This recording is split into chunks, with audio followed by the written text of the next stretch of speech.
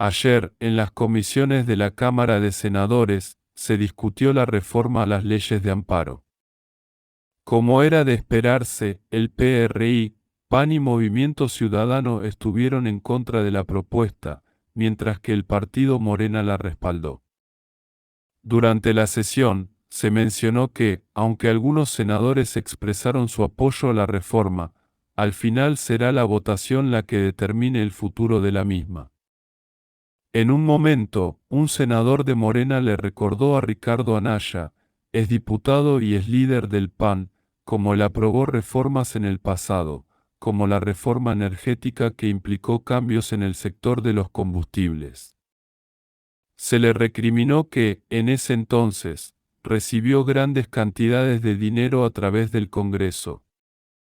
En este vídeo, veremos cómo los senadores de Morena enfrentan directamente a Ricardo Anaya, dejando claro el rechazo hacia sus decisiones pasadas y su participación en políticas controvertidas. El grupo parlamentario del Partido Acción Nacional.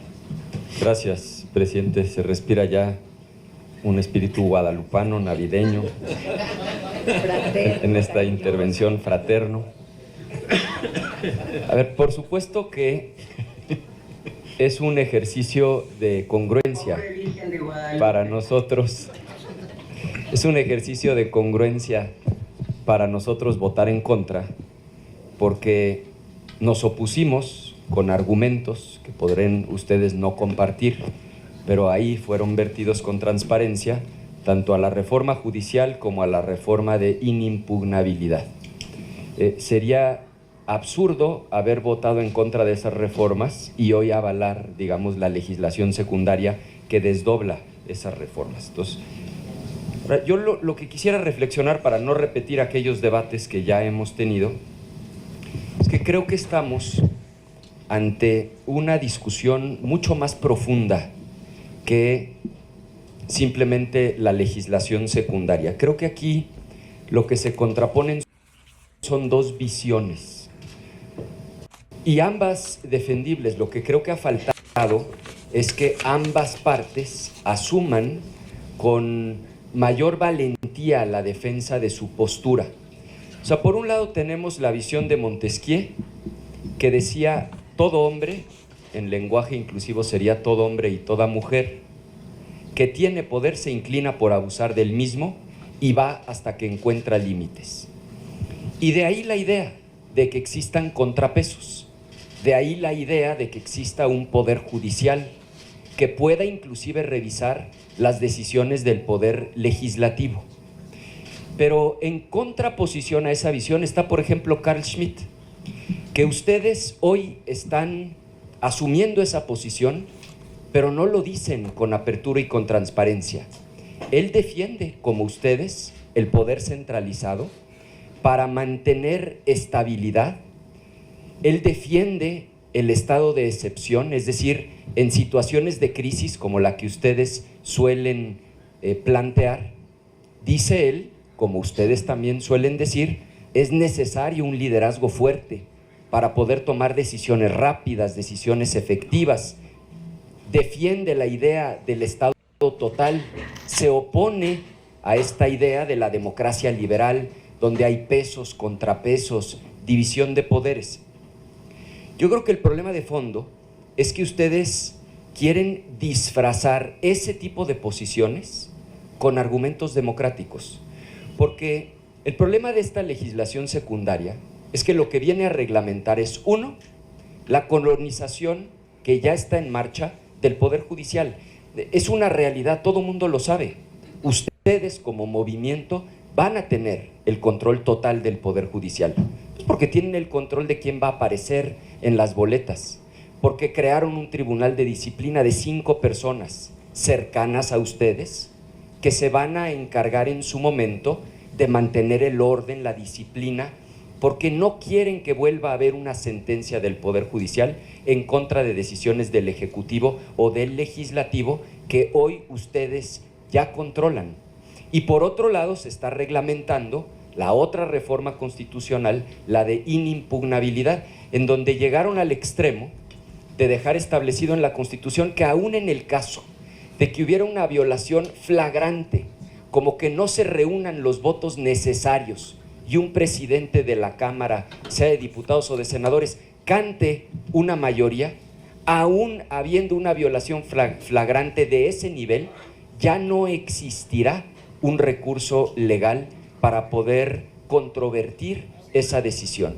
Entonces yo les haría una invitación, como la de la senadora, fraterna, en el espíritu navideño, a que nos quitemos las máscaras y a que reconozcan que estas reformas tienen su fundamento en estas lógicas de régimen autoritario, de estado de excepción, de liderazgo fuerte para tomar decisiones rápidas, efectivas, en lo que ustedes consideran situaciones límite, porque por lo menos de esa manera estaremos con transparencia defendiendo cada parte aquello en lo que cree. Sí, por consistencia, porque votamos en contra de las dos reformas constitucionales, vamos a votar en contra de la reglamentación de esas reformas constitucionales a nivel de ley secundaria. Es cuanto, presidente. Gracias al senador Ricardo Anaya Cortés del grupo.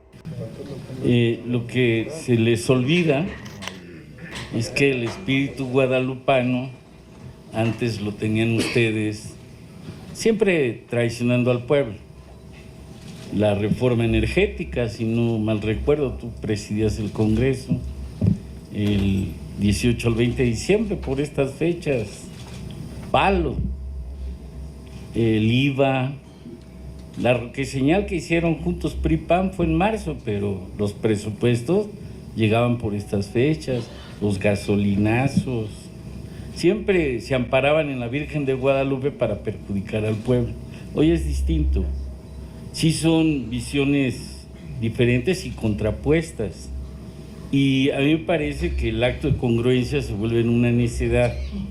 Teóricamente, Rousseau deja en claro que el soberano es el pueblo. Y nosotros desde hace muchos años, cuando ustedes hicieron el pacto con el PRI, el original, el PRIAN, Salinas, Ceballos, Álvarez, pues esta idea que teníamos de división de poderes, que no había existido por el Priato Jurásico, desde que doña Porfiria se robó a don Porfirio, ustedes impusieron fraudes electorales, todo lo que hicieron.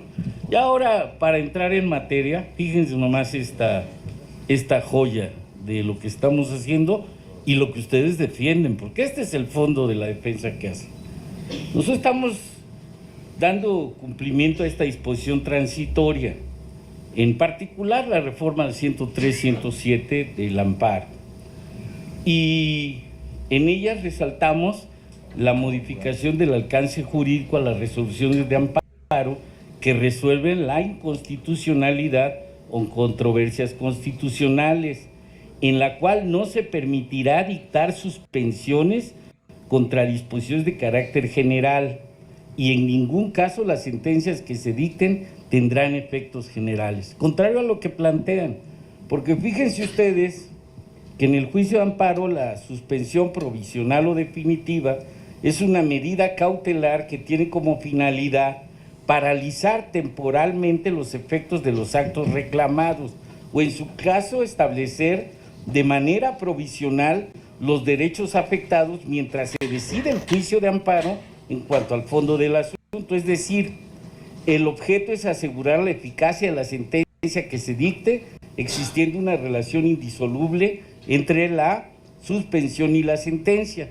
Sin embargo, y aquí está como dicen los abogados, el quid del asunto, en diversos juicios de amparo, jueces de distrito de la Suprema Corte de Justicia, de todo este aparato judicial que estamos desbaratando por voluntad popular, han determinado suspensión con efectos generales, con excepción a los efectos relativos, como sucedió en los amparos presentados durante el 2021 en contra de diversas modificaciones a la ley de la industria eléctrica, pues los jueces primero y segundo distrito en materia administrativa especializados en competencia económica y radiodifusión, los que tanto ustedes defienden que se deben de quedar porque es la garantía al Tratado de Libre Comercio, a que no exista crisis en el país. Estos jueces que ustedes defienden, estos jueces consideraron que por la relevancia del asunto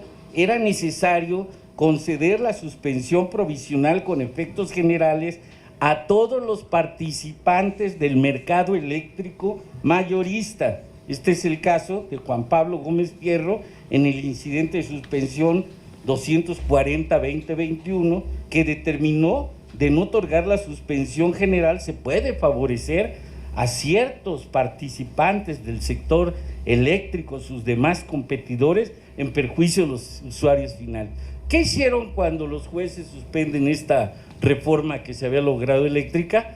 Pegarle a los consumidores y permanecer en su mal llamada reforma eléctrica, que había favorecido a que empresas como el Oxxo y otras pagaran la energía más barata que el pueblo en general. Y obviamente lo fundamentaron, esos sí son muy legales, en algunas resoluciones de jurisprudencia para argumentar estas cosas. Pura chicanada, como las que intentaban hacer en la Suprema Corte de Justicia cuando cambiaban de 6 votos los necesarios 8 que se requerían, y todavía la ministra Piña, que es a la que defienden ustedes, hablando de fuera máscaras, hablando de quitarnos la hipocresía de esta reforma, que en eso sí son muy congruentes porque no cambian el script, no cambian el discurso, pero eso ya se acabó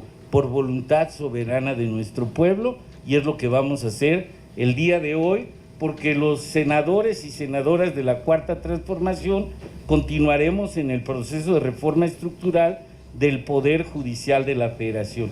Quiero concluir nada más diciendo que esta reforma tiene por objeto sentar bases legales para una administración de justicia constitucional pronta, expedita, oportuna, y que tenga como valor la observación del carácter supremo de la Constitución Nacional y los derechos de las personas, así como el interés social. Gracias. Muchas gracias al senador Manuel Huerta Ladrón de